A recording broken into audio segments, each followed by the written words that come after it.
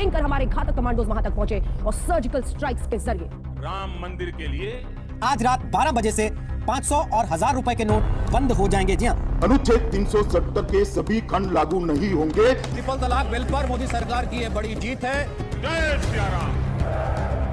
सदियों का इंतजार आज समाप्त हो रहा। नरेंद्र दामोदर दास मोदी, इस नाम को हमेशा के लिए अपने दिमाग में छाप लीजिए, क्योंकि आने वाले समय में आपको बस यही नाम सुनने को मिलने वाला है, खास करके स्कूल में पढ़ने वाले बच्चे।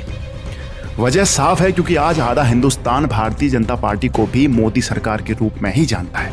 एक तरफ अगर आप गूगल में सर्च करते हैं कि दुनिया का सबसे शक्तिशाली नेता कौन सा है, तो इन्हीं का नाम हर जगह दिखाई देता है।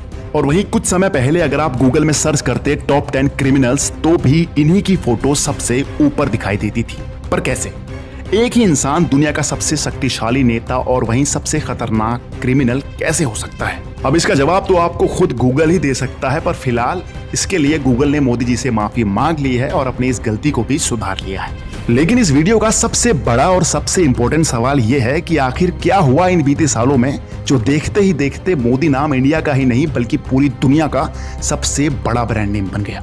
इनका कुर्ता खराब ना हो इसलिए मोदी जी ने अपने कुर्ते की बाह छोटी क्या करवाई। इनका ये स्टाइल मोदी ब्रांड कुर्ते के रूप में मशहूर हो गया। भले ही आज पूरी दुनिया आपसी मतभेदों के चलते दो भागों में बटी हुई है, पर आज कोई भी देश हिंदुस्तान से दुश्मनी लेने की सोच भी नहीं सकता। वजह है ये शख्स, Narendra Damodar Das Modi, the prime minister of India, पूरी दुनिया का सबसे ताकतवर नेता। सवाल उठता है कैसे एक साधारण सा दिखने वाला शख्स पूरी दुनिया का सबसे ताकतवर और सबसे खतरनाक नेता बन गया? चलिए बताता हूं। मोदी जी कहां जन्मे, पढ़ाई कहां की, उन्होंने चाय बेची या नहीं से ज्यादा जरूरी सवाल यह है कि मोदी जी सुर्खियों में कहां से आए। कैसे मोदी जी एकदम से अटल जी के बाद बीजेपी पीएम पद के पक्के दावेदार बन गए? शुरुआत होती है आरएसएस में वरिष्ठ नेताओं के लिए चाय नाश्ता बनाने की जिम्मेदारी लेने से। जी हाँ, निरंजन मुखोपाध्याय अपनी लिखी किताब में बताते हैं कि मोदी जी को शुरुआती समय में वरिष्ठ नेताओं के लिए चाय नाश्ता बनाने की जिम्मेदारी सौंपी गई। साथ ही उन्हें कमरों की साफ सफाई यानी झाड़ू पोछे का काम भी संभालना था। लेकिन असली परेशानियां यहां शुरू नहीं हुई थी। परेशानियों का पिटारा तो बचपन में खुला था। मोदी जी को बचपन से ही सन्यासी बनने का बड़ा मन था और इसी मन के चलते वे सब कुछ छोड़ छाड़ के पूरे भारत भ्रमण के लिए चले गए और इस दौरान कई महीनों तक वो संत और साधुओं के साथ भी रहे। कुछ लोगों का कहना तो ये भी है कि मोदी जी हिमालय में तपस्या करने चले गए थे। चलो, ये बचपन का चैप्टर तो बहुत बड़ा है, हम बात कर लेते हैं मोदी जी के आरएसएस से जुड़ने की। बड़ी कम उम्र में ही मोदी जी आरएसएस से जुड़ गए थे और आरएसएस में जुड़ने के कुछ समय के बाद ही मोदी जी ने नमक और तेल खाना तक बंद कर दिया। अब इससे उनकी मां बड़ी परेशान हो गई भाई। उन्हें यह डर सताने लगा कि मोदी जी कहीं फिर से साधु ना बन जाएं।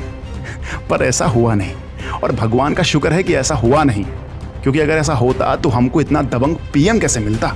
1975 और 77 में पीएम इंदिरा गांधी द्वारा लगाए आपातकालीन के विरोध में मोदी जी ने बहुत सक्रिय रूप से काम किया। उस समय आरएसएस पर प्रतिबंध भी लगा, जिसके चलते मोदी जी को अंडरग्राउंड तक होना पड़ा और साथ ही रूप बदलकर यात्राएं तक करनी पड़ी। धीरे धीरे मोदी जी ने आरएसएस में अपनी एक अलग छवि तैयार कर ली। वहीं से उन्होंने राजनीति में भी अपनी पकड़ मजबूत की और 1987 में पूरी तरह से बीजेपी में शामिल हो गए और देखते ही देखते वे गुजरात के मुख्यमंत्री बन गए। अपने कमाल के काम और निडर भाषणों की मदद से वे 2002, 2007 और 2012 में लगातार गुजरात के मुख्यमंत्री बने रहे। इस बीच उनका नाम कई दंगों में भी आया, जिसके चलते उन्हें अमेरिका का वीजा तक नहीं मिला और ब्रिटेन ने 10 साल तक उनसे अपना रिश्ता तोड़ा रखा। पर इन सब से मोदी जी के नाम ने खूब सुर्खियां बटोरी और इन्हीं सब के बीच बीजेपी ने भी उन्हें अपने पीएम पद का दावेदार चुन लिया। और फिर क्या था, पूरी बीजेपी एक तरफ और अकेले मोदी जी का नाम एक तरफ।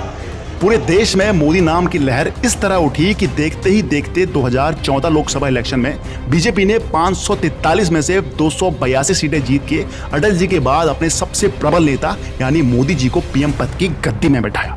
देखते ही देखते मोदी जी ने पूरी दुनिया में हिंदुस्तानी नाम का डंका बजा दिया।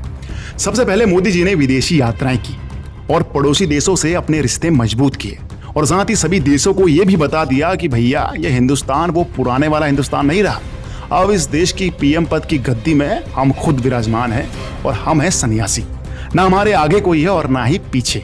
इसलिए अब हिंदुस्तान की तरफ आंख उठाने की हिम्मत मत करना। और हुआ भी कुछ ऐसा ही। धीरे धीरे मोदी नाम का खौफ पूरी दुनिया में फैलने लगा। सबको खबर हो गई कि हिंदुस्तान पीएम पद की गद्दी में अब कोई मोदी नाम का खतरनाक और अड़ियल आदमी बैठ चुका है, सिवाय हमारे 2 पड़ोसी देशों को छोड़ के। सबसे पहले तो मोदी जी ने घर में घुस के सर्जिकल स्ट्राइक के जरिए पाकिस्तान को चुप कराया, फिर वहीं चाइना को गलवान में मार मार के खूब भगाया। देश में नोटबंदी, 3 तलाक का खेल खत्म और आर्टिकल 370 को हटा के इन्होंने ये साफ कर दिया कि अब जो भी काम होगा वो बस देश हित के लिए होगा। 134 साल पुराने राम मंदिर मामले को भी इन्होंने हरी झंडी दिखाई।